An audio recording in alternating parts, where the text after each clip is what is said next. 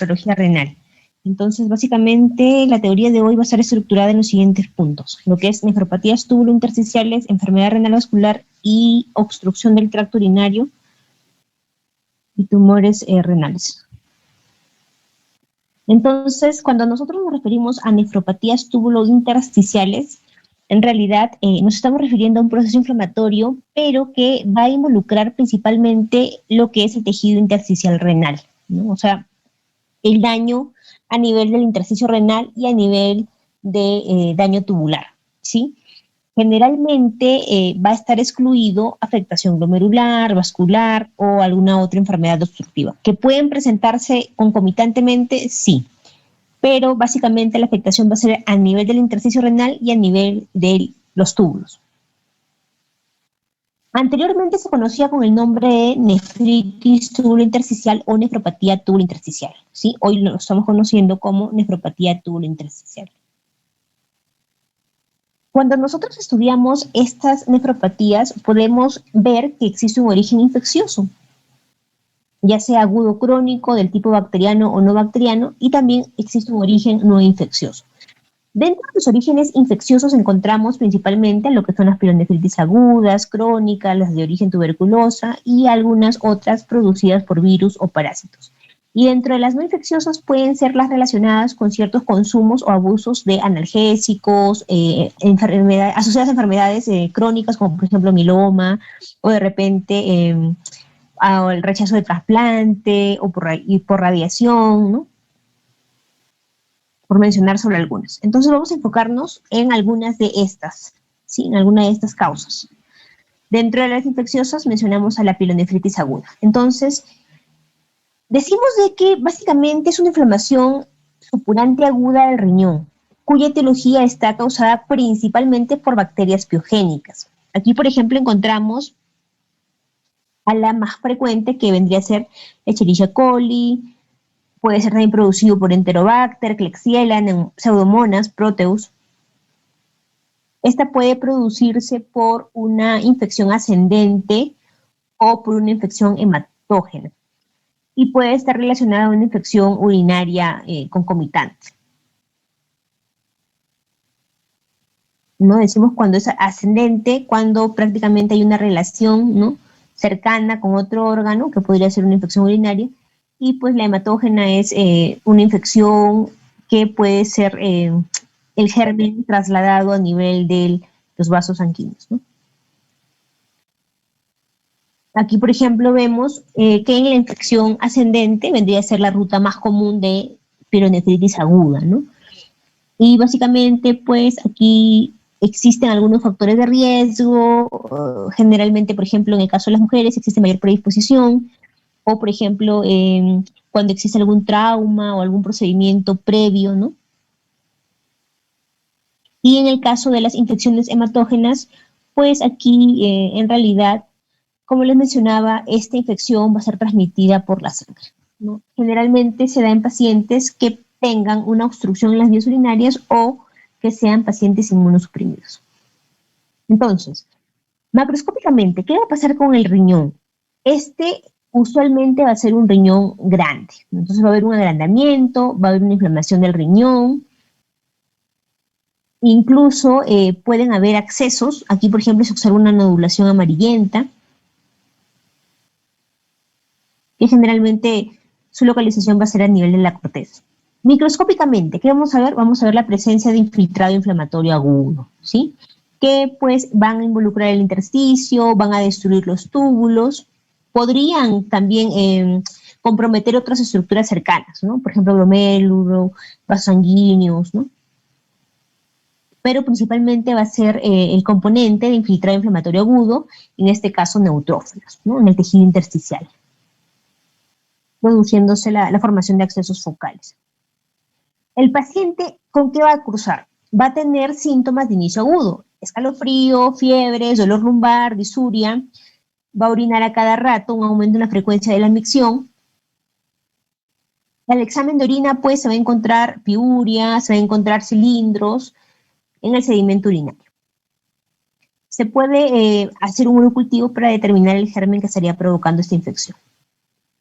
Y dentro de las complicaciones, pues encontramos principalmente que estas complicaciones se producen en pacientes que tienen alguna inmunosupresión asociada, ¿no? Como por ejemplo los pacientes diabéticos o algunos pacientes que presenten cuadros obstructivos de la vía urinaria, de repente cálculos, ¿no? ¿Qué puede producirse? Puede producirse una necrosis papilar, una pielonefrosis o un acceso perinéfrico.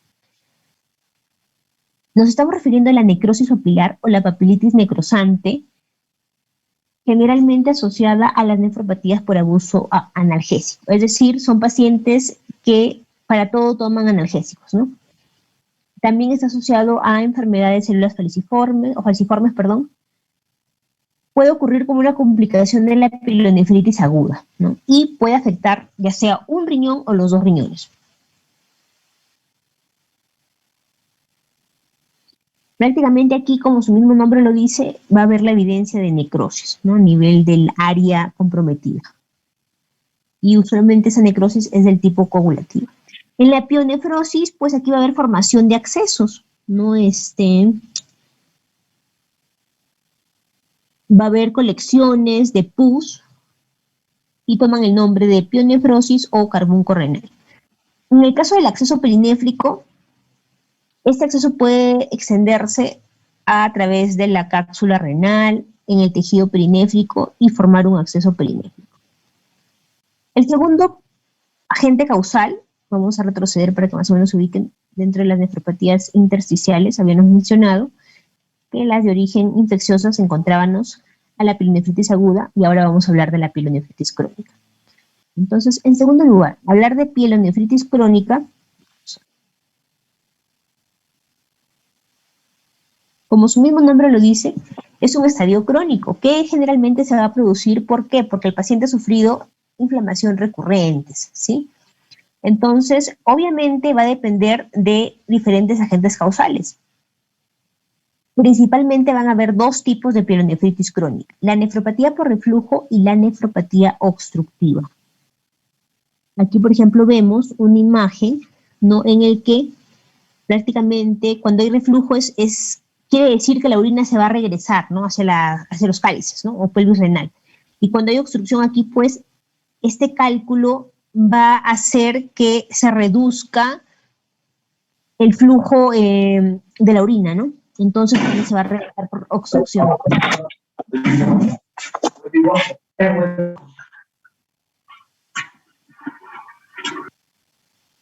Ya.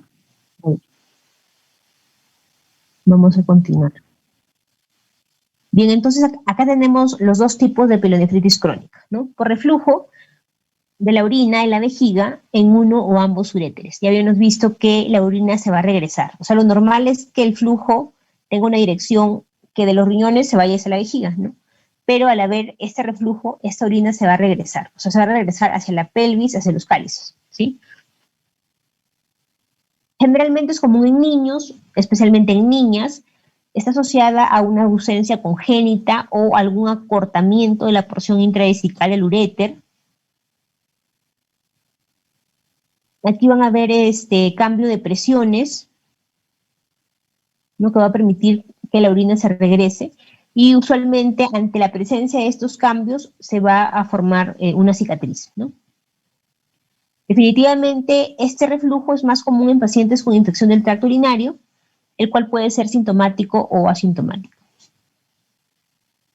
En el caso de la pielonefritis obstructiva, usualmente es causada por la presencia de cálculos, ¿no?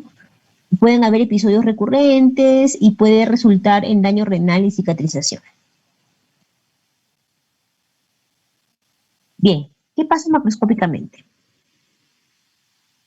Aquí, lo contrario al primero, aquí los riñones se van a contraer. Entonces van a hacerse más pequeños, van a ser más contraídos, y pues la superficie va a ser irregular, ¿no? O sea, va a perder la forma del riñón, incluso la cápsula se puede quitar con dificultad. ¿Por qué? Porque se forman las cicatrices o las adherencias. Pueden haber dilataciones, como se observa acá, a nivel de las cálices o de la pelvis renal. Entonces, microscópicamente, ¿qué podemos observar? Vamos a observar básicamente cambios predominantes a nivel del intersticio, de los túbulos, del sistema pilocalicial, de los vasos sanguíneos y del glomérulo. En el intersticio vamos a observar la presencia de reacción inflamatoria de tipo crónico, compuesto por linfocitos, células plasmáticas, macrófagos, fibrosis intersticial, es lo que va a caracterizar el proceso crónico, fibrosis. ¿Qué más? Puede haber una variante que se denomina pielonefritis santo-granulomatosa, la cual se va a caracterizar porque van a haber macrófagos mezclados con otras células inflamatorias e incluso células gigantes. A nivel de los túbulos, van a haber atrofias, dilataciones. Aquí va a darse un proceso denominado tiroidización de túbulos. Es decir, estos túbulos, ya sean proximales o distales, van a dar una semejanza o una apariencia similar al de los folículos tiroideos, de la tiroides, ¿no? Porque en el interior se va a formar un material eosinófilo que se parece al coloide. Puede haber también presencia de algunos neutrófilos. A nivel de la pelvis renal, pues estos se van a dilatar, ¿no? Va a haber dilatación de la pelvis renal, de los cálices, va a haber marcada inflamación y fibrosis. Generalmente esta inflamación va a ser crónica. Y pueden haber cambios metaplásicos, ¿no? A nivel del epitelio del revestimiento. A nivel de los vasos sanguíneos, pues estos generalmente van a mostrar endarteritis obliterante. Pueden haber cambios de arteriosclerosis hipertensiva hialina. Y a nivel del glomérulo, pues aquí generalmente también puede haber un componente de fibrosis periglomerular. Entonces, acá tenemos una imagen, ¿no? Habíamos mencionado que prácticamente va a haber una tiroidización de los túbulos. Aquí vemos, ¿no? Parecieran folículos tiroideos. Hay un material coloide en el interior de los túbulos. Aparte, hay inflamación crónica, ¿no? Compuesta principalmente por linfocitos, células plasmáticas. Los glomérulos se pueden hialinizar, incluso los vasos sanguíneos, y va a haber un componente de fibrosis intersticial, ¿no? Esos son los cambios marcados en la pielonefritis crónica. En casos avanzados puede haber la hialinización del glomérulo, que ya lo hemos visto en imagen. ¿Cuál es la clínica o la evolución clínica de los pacientes? Pues a menudo estos pacientes van a cursar con cuadros crónicos, como el cuadro típico de una insuficiencia renal crónica, el cual puede estar asociado no a signos de hipertensión. Además puede presentar fiebre, dolor lumbar, disuria, piuria, bacteriuria y aumento en la micción. Se utilizan exámenes complementarios para definir el diagnóstico de esta pielonefritis, como por ejemplo el uso de una pielografía intravenosa. También es necesario hacer un cultivo para determinar el agente causal. En el caso de la pielonefritis crónica de larga data, este puede desarrollar una amiloidosis sistémica secundaria. Bien, entonces el tercer punto o la tercera causa dentro de las nefritis intersticiales de origen infeccioso, vamos a mencionar lo que es la pielonefritis tuberculosa, ¿sí? Está acá, para que se ubique. Bien, vamos a regresar otra vez.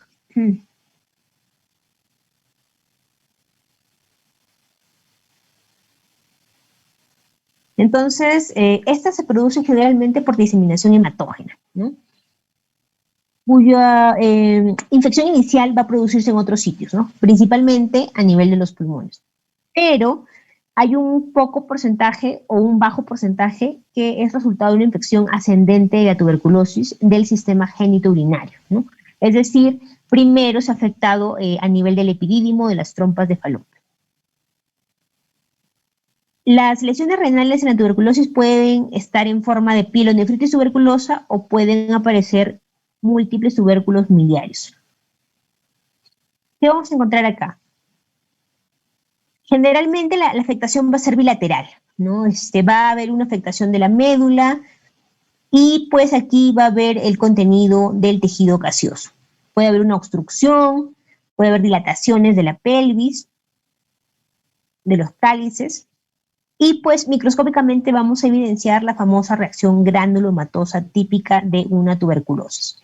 Pueden demostrarse además la presencia de este bacilo de ácido alcohol resistente, ¿sí? Y en la clínica, pues, estos pacientes generalmente pueden presentar piuria, hematuria microscópica, proteinuria leve, y se le realiza un cultivo, el Lowenstein-Johnstein, que es el patognomónico para demostrar la presencia de este micobacterio tuberculosis, ¿no? Bien, entonces, hasta aquí hemos visto lo que es la causa infecciosa de las nefropatías intersticiales. Entonces, nos vamos a las causas no infecciosas, ¿no? Por ejemplo, las nefropatías por abuso analgésico y nefropatías por mieloma.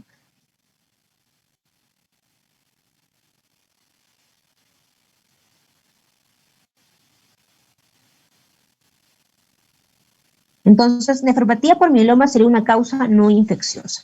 Generalmente es la afectación renal en un paciente que tenga la enfermedad de mieloma múltiple, ¿no? Y esta es conocida como nefropatía por mieloma o riñón de mieloma. La afectación va a ser en un 50%, es decir, los pacientes que tengan mieloma múltiple tienen un 50% de probabilidad de que desarrollen daño renal, por decirlo así, ¿no? ¿Qué va a pasar acá? Va a haber un exceso de la filtración de las proteínas Bence-Jones a través del glomérulo, ¿no? Generalmente las de las cadenas kappa ligeras. Aquí se van a formar cilindros tubulares, los cuales son eosinófilos y a menudo laminados, que van a inducir a reacciones inflamatorias intersticiales peritubulares, que quiere decir alrededor de los túbulos, ¿no? Los riñones pueden ser de tamaño normal o pueden tener cierta reducción en cuanto a su tamaño. Microscópicamente vamos a ver que existe dilatación de los túbulos o probablemente también una atrofia tubular. Va a haber un material que va a ser positivo para la inmunofluorescencia, el cual prácticamente va a ser la presencia de estas proteínas, ¿no? Bien, dentro de las otras causas se menciona a la nefrocalcinosis. Esta enfermedad se refiere al depósito difuso de sales de calcio en el tejido renal y pueden ser relacionadas a diferentes agentes causales, ¿no? Pueden ser, por ejemplo, relacionadas a enfermedades en las que existe altas concentraciones de calcio, de fósforo o incluso una acidosis tubular renal. Aquí, por ejemplo, también puede ser producido por una ingesta excesiva de calcio, ¿no? Que está relacionado al síndrome de la leche álcali y a la sarcoidosis. Clínicamente, obviamente, van a tener hipercalcemia, nefrocalcinosis, puede estar asociado a cólico renal, queratopatía de banda debido al depósito de calcio en la córnea. Queratopatía de banda se refiere al depósito de calcio en la córnea. Puede haber calcificación metastásica visceral, poliuria e insuficiencia renal. Entonces, aquí, ¿qué vamos a encontrar? Vamos a encontrar el depósito de calcio en las células epiteliales tubulares, ¿no? Específicamente a nivel de la membrana basal. Va a haber atrofia tubular, fibrosis intersticial e inflamación crónica. Pero esta no va a estar localizada específicamente en el intersticio, va a ser no específica. ¿Qué más podemos encontrar? Podemos encontrar que estos depósitos de calcio usualmente son visibles en las papilas renales. Bien, entonces esa fue la primera parte. A ver, un ratito voy a poner mucho un ratito.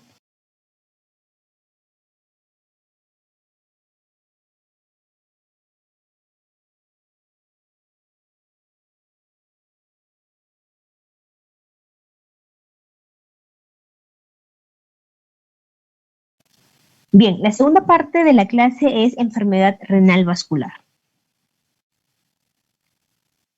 Ahora vamos a aceptar a su compañera. Entonces, vamos a ver que existen enfermedades que van a afectar a nivel de los vasos renales primarios, ¿no? Y estas van a ser clasificadas como enfermedad vascular hipertensiva, microangiopatía trombótica, necrosis cortical renal e infartos renales principalmente. A ver, para abajo. Vamos a hablar de cada una de ellas, ¿no? Nos vamos a enfocar, por ejemplo, en lo que es enfermedad hipertensiva renal. Entonces, como nosotros sabemos, la hipertensión es un problema de salud que en realidad existe una mayor incidencia, por decirlo así, ¿no? Y que, pues, niveles altos de presión que no son corregidas, pues, suelen producir daños a nivel de diferentes órganos, ¿no? Vemos que existe una afectación a nivel del corazón, a nivel del cerebro, a nivel de los riñones.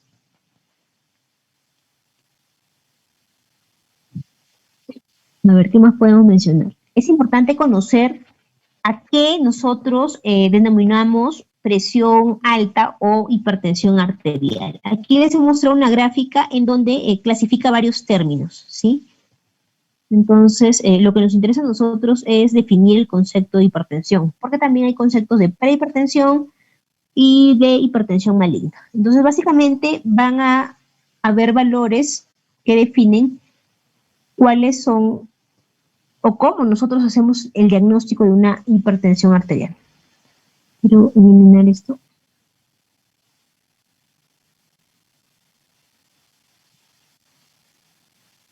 Entonces, más o menos, ¿qué dice? Una hipertensión arterial son valores mayores de 140 en la presión sistólica y mayor de 90 a 99 en la presión diastólica, ¿sí? Maneja dos valores, la presión sistólica y diastólica. Bien. Por lo tanto, será pues valores de presión normal menores de 120 y menores de 80, ¿no? ¿Qué más podemos decir? A ver, ya. Ahora, dentro de la hipertensión arterial, esta puede ser clasificada en dos tipos, en la primaria o esencial y en la secundaria. La primaria o esencial es aquella cuya causa es desconocida, ¿sí? Es decir, no hay ninguna causa identificada, ninguna enfermedad identificada. Esta va a representar cerca del 95% de los tipos de hipertensión, mientras que la secundaria va a estar asociada a una enfermedad, ¿no? Ya sea una enfermedad renal, o a nivel endocrino o en algún otro órgano. Esta va a representar del 5 al 20% de todos los casos de hipertensión. Ahora, en el curso clínico, tanto la hipertensión esencial como la secundaria puede ser benigna o maligna. Obviamente, la más frecuente va a ser la benigna. La maligna va a ser aquella cuyos niveles de presión van a ser mucho mayor de 200 presión sistólica y de 140 presión diastólica. ¿Qué más? A ver, obviamente van a haber síntomas asociados como papiledema, hemorragia retinal, encefalopatía hipertensiva. Las personas que llegan a este cuadro de hipertensión maligna definitivamente van a tener un curso más agresivo.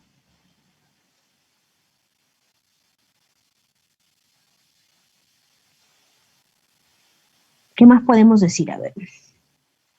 En cuanto a la fisiopatología, podemos ver de que existe una participación del sistema renina-angiotensina, en donde se ve claramente la afectación renal.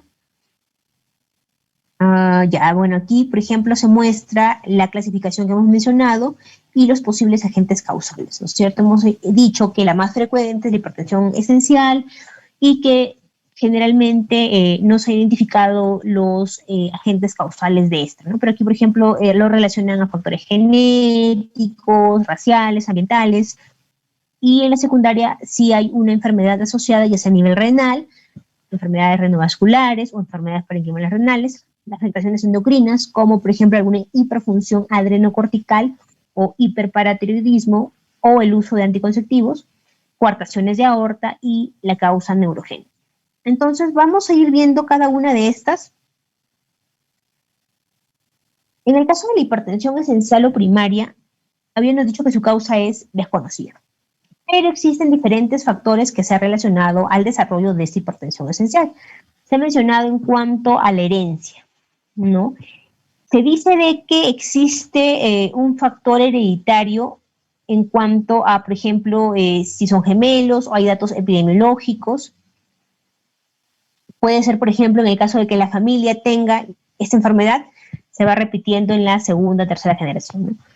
Factores raciales y ambientales. Se dice que los de raza o los afroamericanos son más predisponentes a desarrollar presiones altas, ¿no? Así como también las personas que consumen más sal, las personas obesas, las que son sedentarias, ¿no? Las que están expuestas a mayor estrés.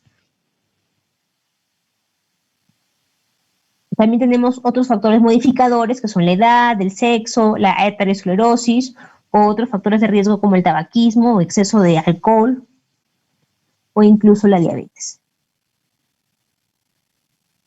Entonces, aquí, por ejemplo, se explica cuál sería el mecanismo fisiopatológico en el que se produce la presencia de esta presión alta, ¿no? Por altos niveles de catecolaminas, por aumento del gasto cardíaco, por mencionar solo algunas. Bueno, y en la hipertensión secundaria habíamos identificado las causas renales, ¿no? Y pues esta es producida por enfermedades renales, y la cual va a ser dividida en dos grupos. Eso es lo que nos debería interesar en sí, ¿no? La hipertensión vascular renal, ¿no? Que se produce por una oclusión de la arteria renal o por algún otro proceso, ya sea fisiológico, como por ejemplo en el caso de el embarazo, ¿no? Que desarrollo preeclampsia o eclampsia. Hipertensión parenquimal renal, cuando está asociado a glomerulonefritis, pilonefritis, nefritis intersticiales, nefropatías diabéticas, enfermedades poliquísticas y algunos tumores productores de la renina.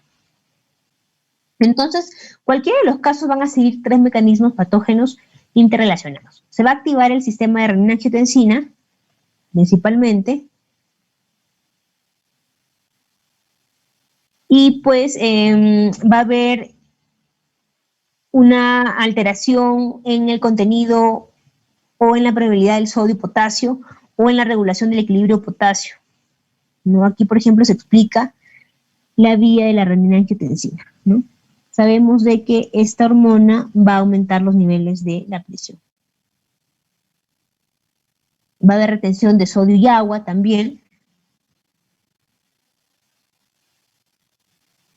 Y el nivel de la hipertensión endocrina, pues esta puede ser a nivel de ciertas glándulas, como por ejemplo la glándula suprarrenal, la glándula paratiroidea y el uso de anticonceptivos orales. Y en el caso de la coartación de aorta, pues obviamente va a producir una hipertensión sistólica a causa de una constricción de la misma, ¿no? Y la causa neurogénica, pues va a ser aquella que está relacionada con causas psicogénicas o algunas polineuritis, por mencionar solo algunas. Entonces vamos a ver que la presión o la hipertensión sistémica en realidad va a tener afectación en tres órganos principales: a nivel del corazón y vasos sanguíneos, a nivel del sistema nervioso y a nivel de los riñones. Lo que nos interesa a nosotros son los efectos renales. ¿Por qué? Porque estos van a estar asociados con dos entidades: la nefroesclerosis benigna y maligna, que vamos a ver a continuación.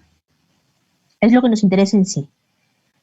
Un marcador clínico importante y temprano para identificar el daño renal es el hallazgo de la macroalbuminuria o microalbuminuria.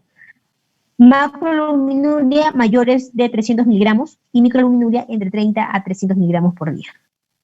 Ahora sí, lo que nos interesa es esto, lo que es la nefroesclerosis benigna y nefroesclerosis maligna. La nefroesclerosis benigna va a ser la fase benigna de la hipertensión renal. Es una forma leve, más común de enfermedad que se presenta en personas mayores de 60 años, pero su gravedad va a aumentar en presencia de hipertensión y diabetes mellitus. ¿Qué vamos a ver morfológicamente? Vamos a ver que la afectación va a ser por igual, de ambos riñones, por decirlo así, ¿no? Van a reducirse en tamaño, en peso, y pues la causa a menudo va a ser adherente a la superficie cortical. Esa superficie va a ser granular, ¿no? Aquí más o menos se trata de dibujar, va a ser algo granular y pues van a tener formas de V las cicatrizaciones. Aquí, por ejemplo, no sé si ven, formas de V van a tener esas cicatrizaciones, ¿sí? ¿Qué más? La superficie se va a mostrar firme y la corteza estrecha. ¿Qué va a pasar microscópicamente? Creo que no he puesto imagen de esto, sí he puesto ya. Microscópicamente vamos a ver que hay cambios vasculares, que en realidad van a ser secundarios a la isquemia que se produce. Entonces vamos a ver cambios vasculares y parenquimales. Vasculares, va a haber una afectación a nivel de arteriolas, arterias, incluso va a haber arteriosclerosis hialina, engrosamiento intimal, debido a la proliferación de células del músculo liso íntima, y dentro de los cambios parenquimales vamos a encontrar que va a haber grados de atrofia. Puede haber contracción del glomérulo, puede haber colágeno o depósitos de colágeno en las cápsulas de Bowman, fibrosis alrededor de los glomérulos, atrofia tubular y fibrosis intersticial fina. Aquí vamos a ver una imagen que más o menos nos va a ubicar. Entonces, vamos a ver esto. Ustedes se van a enfocar en esto, nada más, ¿sí? En estas dos imágenes. Porque estas dos imágenes me están graficando lo que es una nefroesclerosis benigna. Entonces, ¿qué hemos mencionado? Que va a haber una alteración vascular y parénquima. Que dentro de la vascular encontraríamos un engrosamiento de la íntima, ¿no? Aquí las paredes son más gruesas de los vasos, ¿no? ¿Qué más? Puede haber componente hialino a nivel de la pared vascular también. Vamos a encontrar en el espacio intersticial presencia de fibrosis, ¿no? Por aquí hay fibrosis intersticial. Y pues a nivel parenquimal va a haber atrofia de los túbulos, va a haber glomérulos esclerosados y puede haber presencia de inflamación. Acá se ve, ¿no? Bien.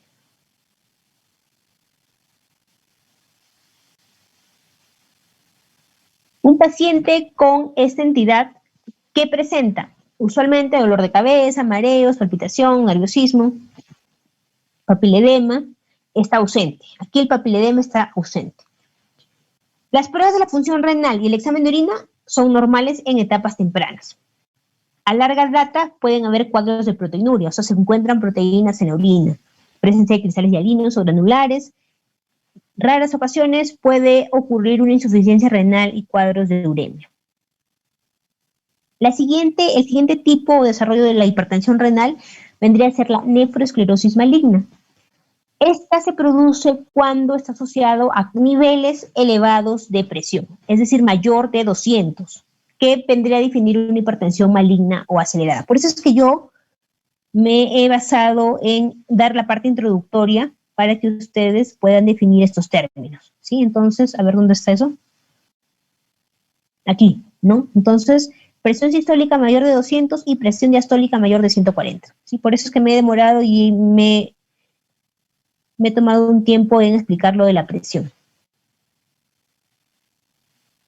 Bien, entonces aquí se va a producir cuando está asociado a cuadros de hipertensión maligna o acelerada. Esta suele ser poco frecuente y se presenta como una complicación superpuesta en el 5% de los casos de hipertensión esencial benigna preexistente, ¿no? La forma pura de la enfermedad también puede ocurrir y es más frecuente en varones. ¿Qué encontramos aquí? Pues aquí la apariencia del riñón va a variar. ¿Qué va a pasar? Los riñones van a ser más pequeños, encogidos, reducidos de peso y tienen una superficie granular.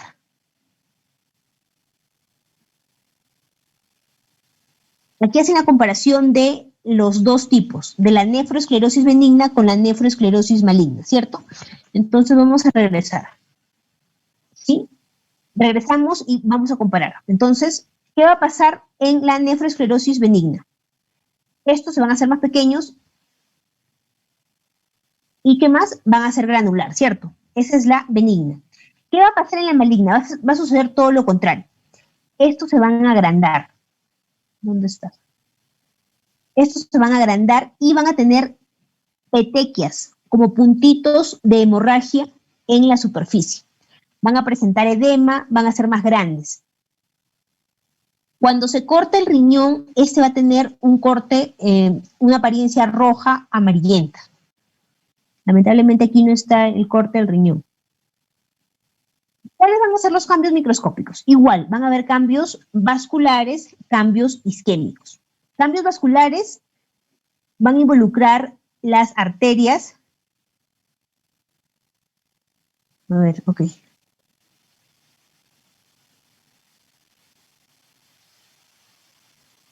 Van a involucrar las arteriolas, ¿no? Mostrándose una necrosis fibrinoide, algunas células inflamatorias agudas y algunas hemorragias pequeñas. ¿Qué más? Aquí va a haber, por ejemplo, una característica muy importante en los vasos. Van a dar una sensación de un aspecto de piel de cebolla, ¿no? Que van a ser láminas concéntricas de las células musculares lisas que están proliferando, ¿no? Lo vamos a ver en unos momentos. ¿Van a haber cambios isquémicos en qué sentido?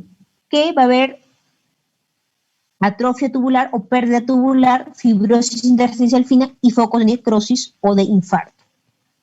Vamos a ver aquí, nos vamos a centrar aquí en esta parte, ¿sí?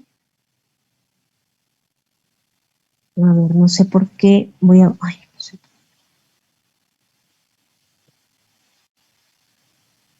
Entonces nos vamos a aquí, a centrar en esto. Entonces habíamos mencionado que dentro de los cambios vasculares sí va a haber una proliferación en cebolla, ¿no? Es una proliferación concéntrica de la capa muscular, ¿no?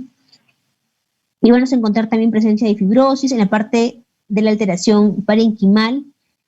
Y pues encontraríamos en los vasos además arteriolitis necrosante o necrosis fibrinoide, como se ve aquí en la gráfica. ¿Qué va a pasar con este paciente? Pues obviamente aquí ya se va a agregar los cuadros de papiledema. Va a haber uremia, va a haber insuficiencia cardíaca congestiva e incluso accidentes cerebrovasculares. Bien, hasta ahí hemos visto la primera parte. Voy a retroceder para orientarnos en dónde estamos, ¿sí? Entonces, habíamos mencionado que dentro de las patologías vasculares renales había una clasificación. Una de ellas era la hipertensión renal. Estas son, ¿sí? La hipertensión renal o la enfermedad vascular hipertensiva, la microangiopatía trombótica, la necrosis cortical y los infartos renales, ¿sí? Vamos a ir hablando de cada uno de ellos. Entonces ya hemos visto la primera, ahora vamos a ver la segunda, que sería la microangiopatía trombótica.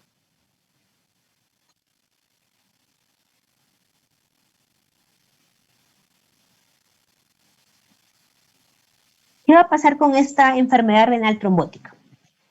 Va a estar constituida por un grupo de enfermedades que tienen en común la formación de trombos, ¿no? Compuesto de plaquetas y fibrina en las arterias y glomérulos del riñón, culminando clínicamente en una insuficiencia renal aguda. Entonces, dentro de los cuadros causantes de esta microangiopatía trombótica encontramos cuadros de origen infeccioso, cuadros por consumo de medicamentos, cuadros por enfermedades autoinmunes, enfermedades como la púrpura trombocitopénica trombótica, el síndrome urémico hemolítico, cuadros de preeclampsia relacionados a la gestación y cuadros de hipertensión maligna. Entonces, vamos a ver que dentro de las manifestaciones clínicas vamos a ver cuadros de anemia hemolítica, microangiopática, trombocitopenia, coagulación intravascular diseminada y eventualmente lo que es la insuficiencia renal. Entonces, ¿qué va a haber? Van a haber componentes plasmáticos que pasan a la zona subendotelial de la microvasculatura y se va a promover la trombosis. A ver, vamos a aceptar a su compañero. En cuanto a las características morfológicas, se dice que se parecen a los cuadros de la nefroesclerosis maligna, o sea, los que hemos visto hace un rato. Va a haber necrosis fibrinoide de las arterias. Aquí, por ejemplo, se va a agregar los trombos. Va a haber trombo en la microvasculatura renal, va a haber edema en la íntima de las arteriolas, va a haber necrosis, congestión y consolidación de los glomérulos. Si las lesiones van a ser masivas, obviamente el pronóstico va a ser letal. Aquí, por ejemplo, ya encontramos presencia de trombos. Bien, y de manera general, otras enfermedades vasculares, pues vamos a encontrar a la enfermedad renal isquémica ateroesclerótica, no, que es producida por una estenosis o reducción de la luz de la arteria renal, generalmente en una sola o de un solo lado, pero también podría producirse de manera bilateral, ¿no? Entonces, otra de las enfermedades vendría a ser la enfermedad renal ateroembólica,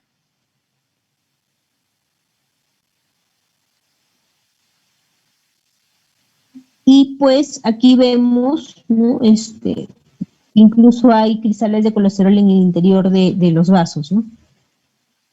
La asociada a la enfermedad de células de anemia por células falciformes, una nefropatía falciforme, no asociada a cuadros de hematuria, disminución de la capacidad de contracción. Y lo que se mencionó en la gráfica anterior, la necrosis cortical difusa. Este cuadro va a estar asociado a cuadros de emergencia obstétrica, como desprendimiento prematuro de placenta, shock séptico o cirugía extensa. incluso envenenamiento y traumatismo severo. ¿Qué va a pasar aquí? Va a haber un infarto de la corteza renal, desde focos microscópicos hasta focos más extendidos, por mencionarlo así, ¿no? Entonces, las lesiones pueden localizarse de manera focal, irregular o de manera difusa. Y pues se va a caracterizar por una necrosis isquémica. Pueden encontrarse microtrombos a nivel del glomérulo y arteriolas que van a contribuir a la presencia de esta necrosis y del daño renal. Se puede superponer lo que vendría a ser microangiopatía trombótica con cuadros de coagulación intravascular diseminada.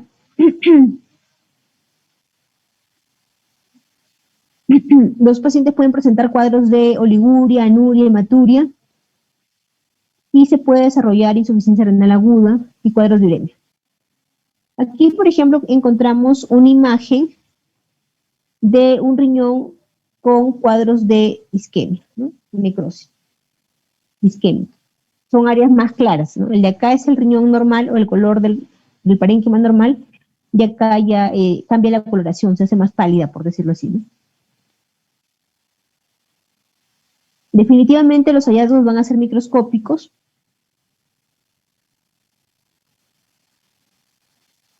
En cuanto a los infartos renales, son sitios comunes para el desarrollo de infartos, los riñones, y pues contribuyen a la predisposición del flujo sanguíneo extenso a los riñones, ¿no?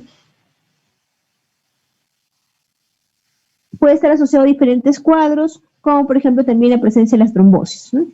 O cuadros de embolia.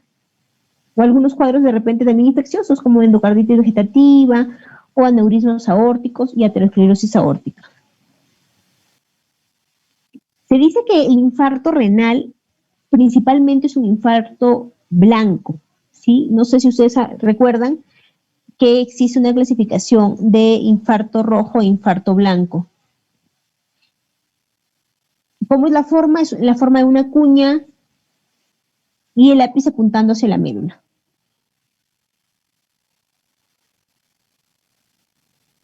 Básicamente va a ser un tipo de necrosis coagulativa isquémica, ¿no?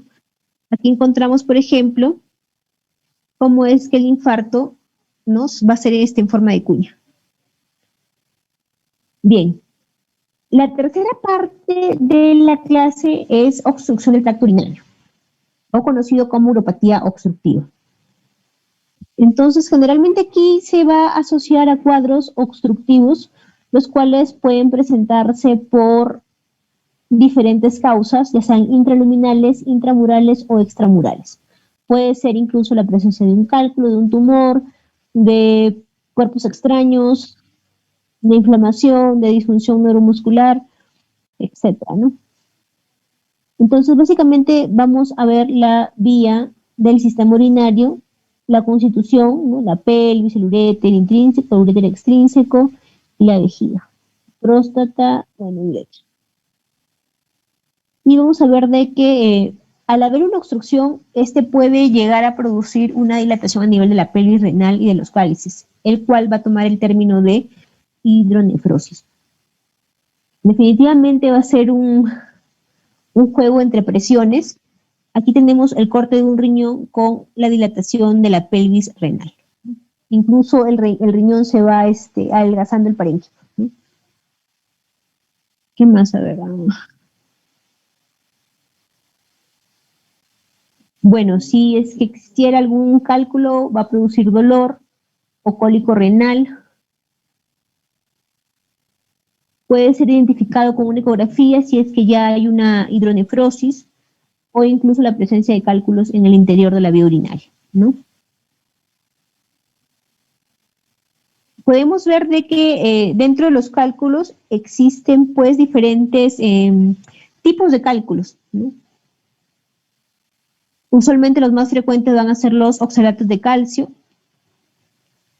y pues estos van a presentar, o sea, dependiendo de la presencia del tipo de cálculo, van a presentar ciertas alteraciones en la orina, ¿no? Por ejemplo, puede ser una orina alta en concentraciones de calcio, por mencionar alguna de ellas, o incluso pueden encontrarse o predisponer a ciertas infecciones urinarias, ¿no? Puede haber, por ejemplo, también el pH puede verse alterado. Aquí, por ejemplo, encontramos un cálculo. Generalmente, cuando hay una obstrucción, pues este va a conllevar una infección urinaria. Aquí es otro cuadro que me permite identificar los diferentes tipos de cálculos con sus posibles etiologías. ¿Sí? Hay que recordar que el hecho de que un paciente produzca cálculos también puede estar relacionado a ciertos procesos o enfermedades, ¿no? Aquí, por ejemplo, para ver cuál es la forma que ellos adaptan dependiendo del tipo de cálculo, perdón, ¿no? Si es un cálculo de calcio, oxalato de calcio, si es una estrubita, mira qué forma adopta, si es un ácido úrico, si es una piedra de cistino, un cálculo de cistino.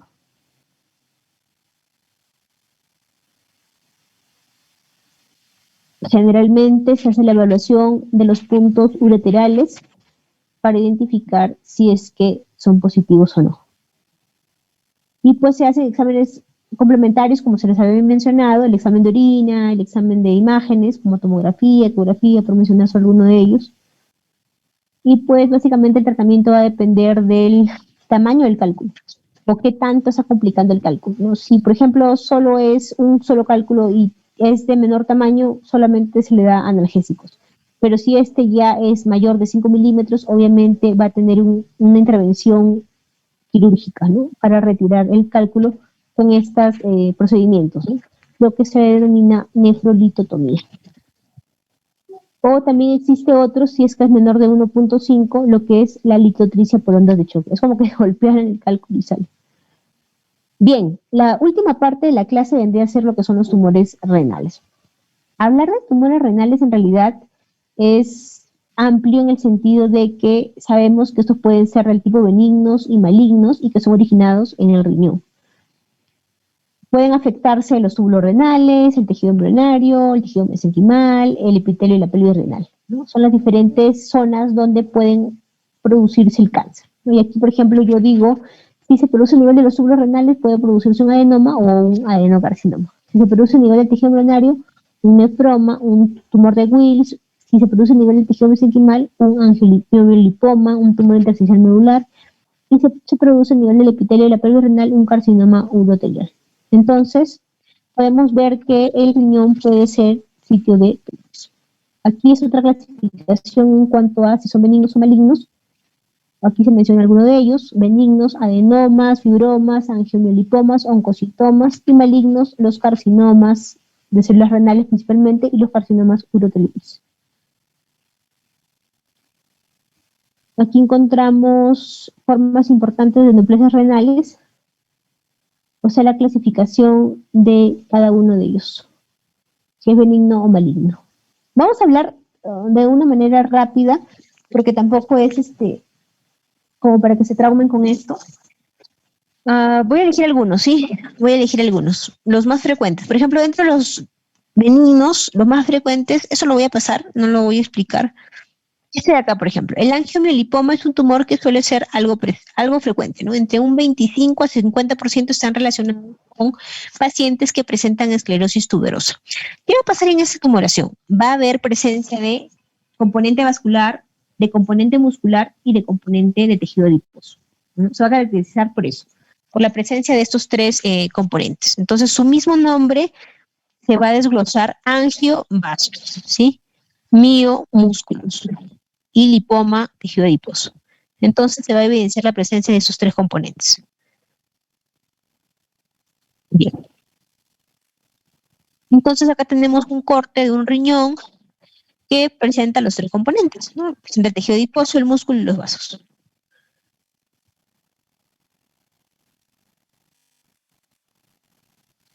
Vemos que 50% son esporádicos y 50% están asociados a la esclerosis tuberosa, como se mencionaba anteriormente.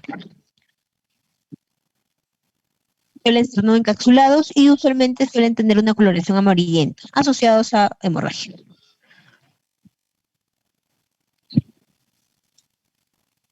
Ya se mencionó, hay los tres componentes. Bueno, acá no. Bueno, acá están los vasos, acá está el tejido adiposo y acá se supone que es el tejido muscular. La foto es un poquito borrosa.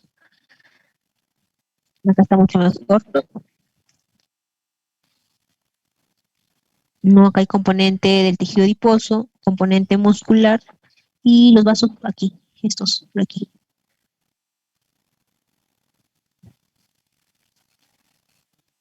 Aquí se ve mejor lo que es tejido adiposo y vasos, ¿no? Bien, este es el tejido muscular. Se utilizan ciertos marcadores para confirmar la presencia de estos componentes, ¿no? Que son los exámenes de inmunohistoquímica.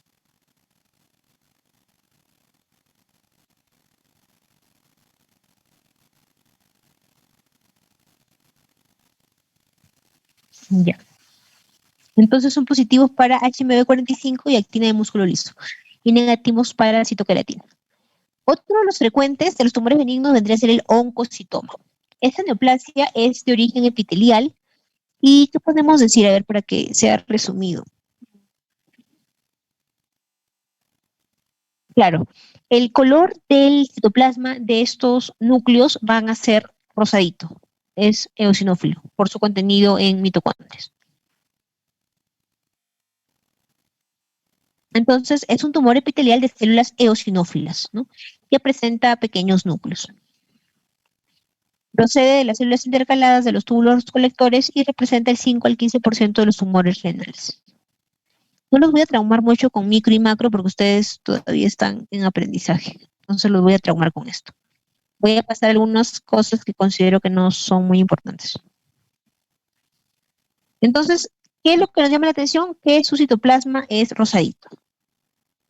Y pues va a ser diagnóstico diferencial de otros carcinomas que también tengan el citoplasma rosado, que se conocen como variante eosinofílica. Bien, dentro de las neoplasias malignas, lo que me interesa que sepan es el carcinoma de las células renales, que en realidad es uno de los más frecuentes. Vamos a ver que existen otros tipos, ¿no? Como por ejemplo la papilar, el cromófobo y el de los conductos colectores. El carcinoma de células renales va a estar asociado a diferentes síndromes. Tenemos, por ejemplo, el asociado al síndrome de von Hippel-Lindau, a la esclerosis tuberosa, a la enfermedad renal poliquística autosómica dominante, ¿no? El tipo autosómico dominante, el tipo carcinoma renal papilar dominante. Entonces, decimos de que un 95% de esto de origen esporádico y un 5% va a estar asociado a los síndromes que hemos mencionado anteriormente. Cualquier tumor renal está asociado principalmente a la triada clásica, que vendría a ser la presencia de la masa, hematuria y dolor. Aquí, por ejemplo, tenemos una variante que vendría a ser el carcinoma renal de células claras, ¿no? Son células con un citoplasma claro amplio. De los carcinomas renales, o sea, de células renales, es el más frecuente. Ocupa un 70% y está relacionado a la pérdida del cromosoma 3.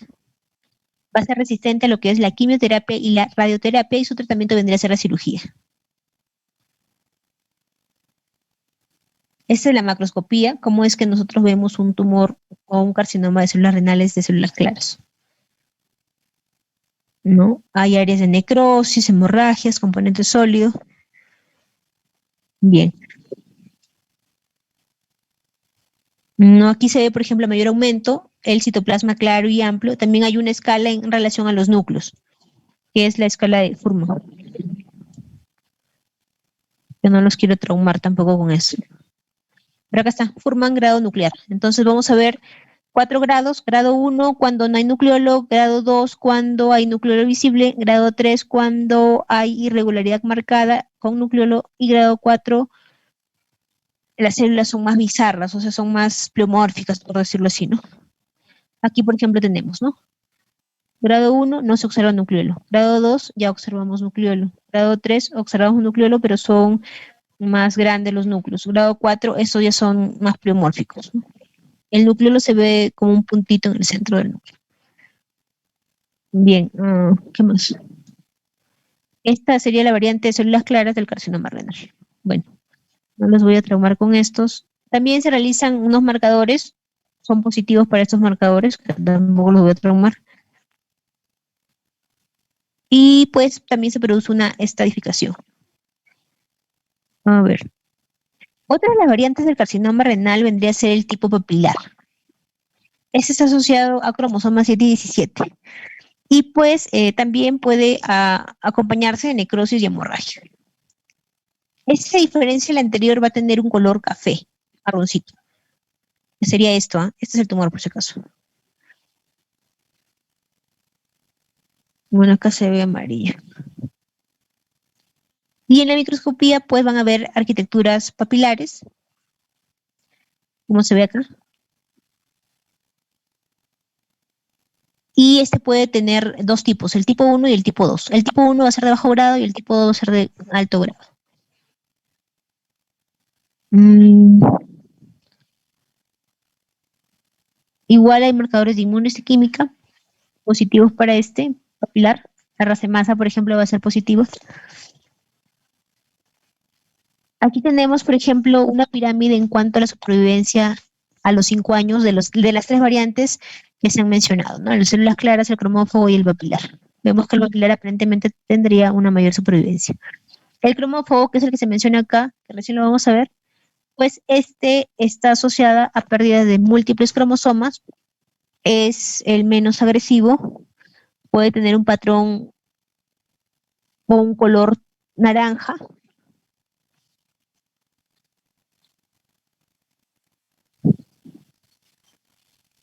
Aquí, por ejemplo, llama la atención, este es el cromófobo. Llama la atención que este cromófobo va a ser positivo para la tinción de hierro coloidal. Tiene un halo perinuclear.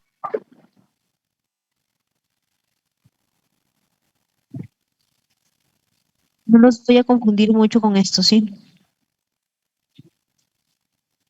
Hay diferentes variantes, uno de ellos es la variante eosinófila, donde su citoplasma se va a tornar rosadito y pues podría producir confusión con el oncocitoma. Y la tinción del hierro coloidal, que lo he mencionado arriba, me permite diferenciar y decir, no, esto es un cromófobo, ¿no? No es un oncocitoma, sino es un cromófobo, porque es positivo la tinción de hierro coloidal. Eso podría ser pregunta de examen, ¿ah? Yo les podría preguntar, por ejemplo, la tinción de hierro coloidal es positivo o es exclusivo en la positividad de qué carcinoma. Sería el carcinoma cromófobo, ¿no? Bien, ¿qué más? Otro de las variantes vendría a ser el carcinoma de ductos protectores o de Bellini, que es un tumor de mal pronóstico que es mayormente localizado en la médula. Son más centrales, más necrosis, más hemorragia, bordes menos definidos. No los quiero confundir con la microscopía porque son cosas que de repente no les va a servir mucho, ¿no? Otro tipo vendría a ser el carcinoma medular. Son mal definidos, son infiltrantes, son con más necrosis y son carnosos.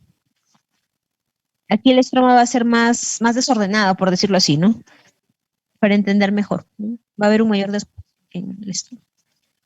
Otro va a ser el tubular fusocelular mucinoso. Bueno, que son unos de los menos frecuentes, que tampoco quiero confundirlos. Otra cosa que deberían saber, que sí es importante que sepan, es el tipo también frecuente, es el carcinoma urtical de la piel renal. Estos van a constituir del 5 al 10% de los tumores renales primarios. Y pues pueden comprometer incluso la vejiga, ¿no?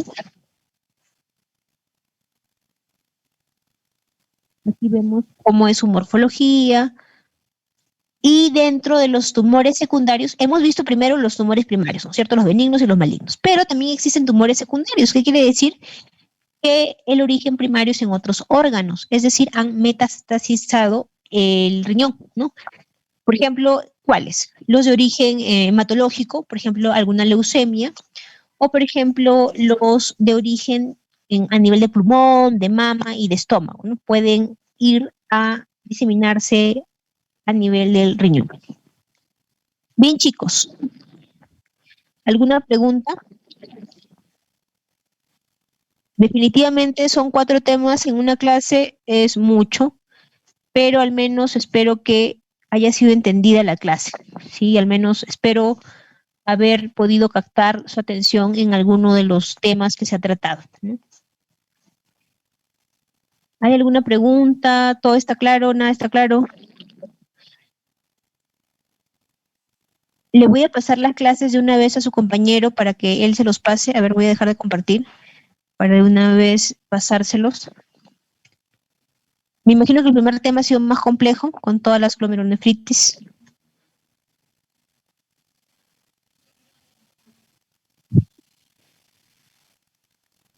A ver, vamos a ver. Vamos a pasárselo a su compañero de una vez para después no estar con el tema de que no se lo pasé.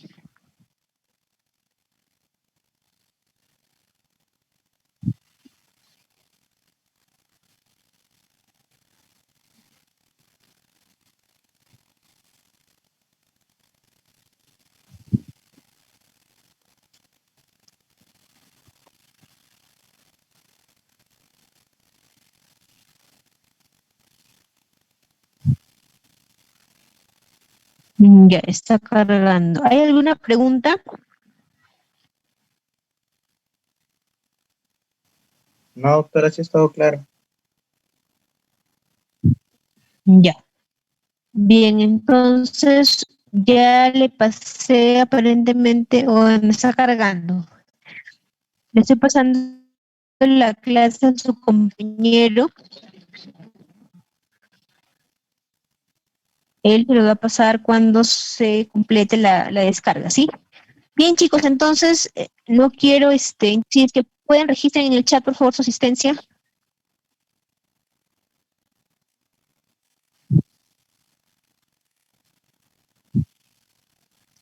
Vamos a esperar a que se registren todos.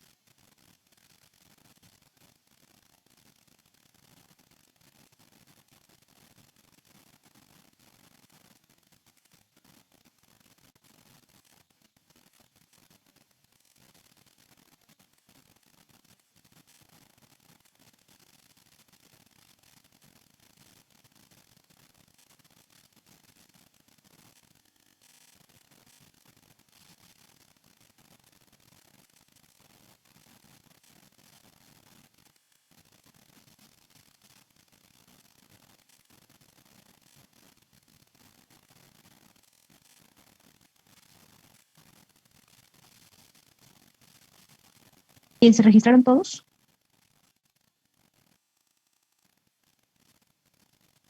Regístrense porque eso de acá se genera automáticamente en el chat, ¿ah?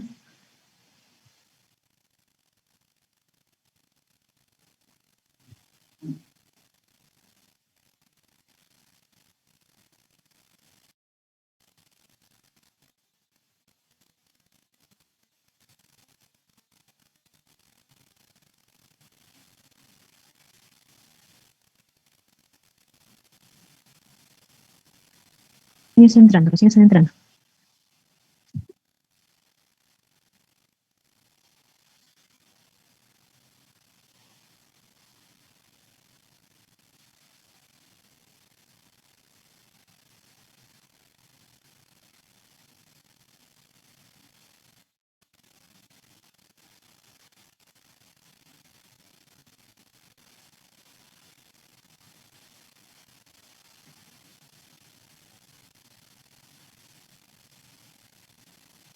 Para proceder a cerrar sesión, ahora vamos a chequear.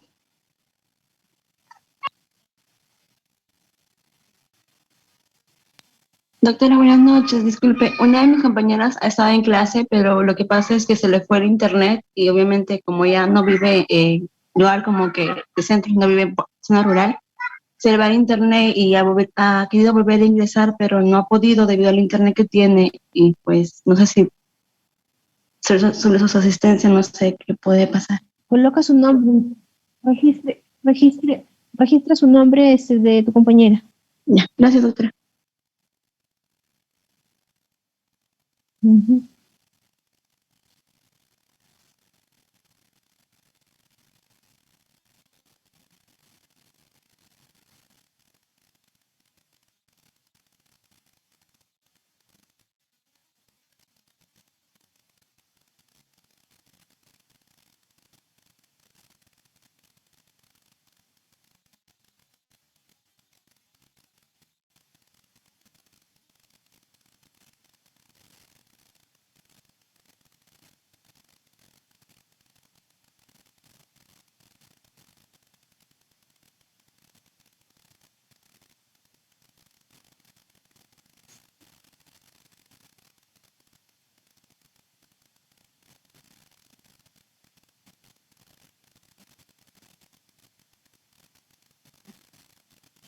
Bien, ¿se registraron todos? Ah, ya se están registrando. Ok, ok. Bien, chicos, 5 minutos y cierro sesión, así que regístrense.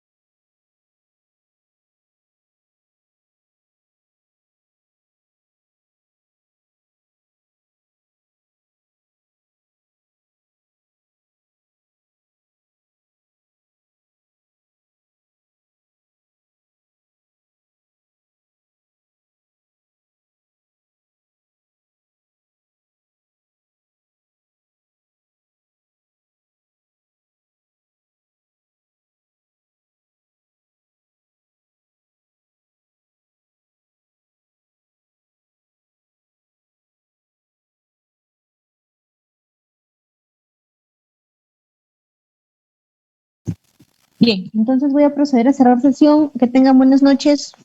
Hasta luego, gracias. Gracias, doctora.